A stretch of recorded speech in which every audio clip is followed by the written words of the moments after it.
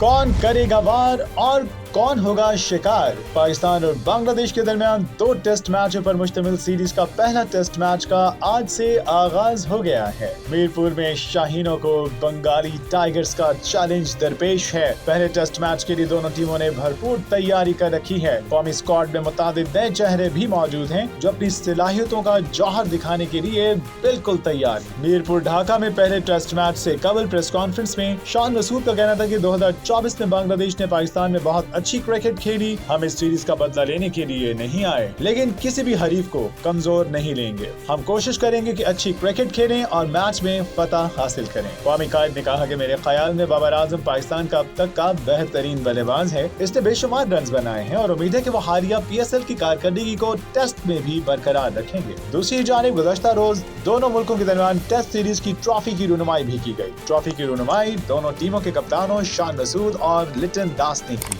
इसके साथ तस्वीर भी बनवाई। वाज़ेह है कि दोनों टीमों के दरमियान 2 टेस्ट मैचेस पर मुश्तमिल series ICC world test championship का हिस्सा है।